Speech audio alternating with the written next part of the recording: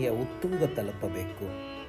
ಅದೆಷ್ಟು ಎತ್ತರ, ಅದಾವ ಉತ್ತುಂಗ ಅಂತ ಕೇಳಿದರೆ, ಆ ಎತ್ತರಕ್ಕೆ ನಾವು ಏರಿದ ಮೇಲೆ ಮತ್ಯಾರೂ ಕಾಣಿಸಬಾರದು, ನಾವು ಮಾತ್ರ ಕಾಣಿಸಬೇಕು, ಅಂಥ ಎತ್ತರ ತಲುಪಬೇಕು ಎನ್ನುತ್ತದೆ ಇಲ್ಲೊಂದು ಸುಭಾಷಿತ.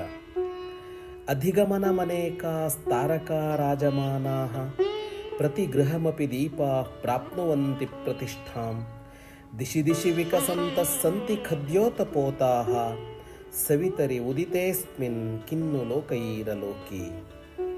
ಅಂಬರದ ತುಂಬ ನಕ್ಷತ್ರಗಳು ಹೊಳೆಯುತ್ತವೆ, ಮನೆ ಮನೆಯಲ್ಲಿ ದೀಪಗಳು ಬೆಳಗುತ್ತವೆ, ದಿಕ್ಕು ದಿಕ್ಕಿನಲ್ಲಿ ಮಿಂಚು ಹುಳುಗಳು ಕುಣಿದಾಡುತ್ತವೆ.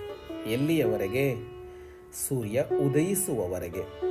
ಸೂರ್ಯ ಹುಟ್ಟಿದ ಮೇಲೆ ನಕ್ಷತ್ರ ಕಾಣದು, ದೀಪ ಬೇಕಿಲ್ಲ, ಮಿಂಚು ಹುಳುಗಳು ಕಾಣೆಯಾಗುತ್ತವೆ.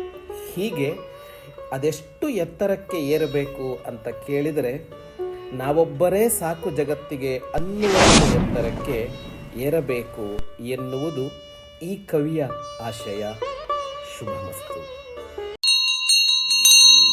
ಪಂಚಲೋಹದ ಪ್ರಣವನಾದ ಘಂಟೆಗಳು ಹೃದಯಾಂತರಾಳದಲ್ಲಿ ಅನುರಣಿಸುವ ಚಿರಂತನ ಮಂಗಳ ನಾದವೇ ಪ್ರಣವ. ಸಾಧಕನ ಶ್ರೇಷ್ಠ ಸಾಧನ ಪ್ರಣವನಾದ ಘಂಟೆಗಳು. ಇಂದೇ ಕರೆ ಮಾಡಿ 8050124365.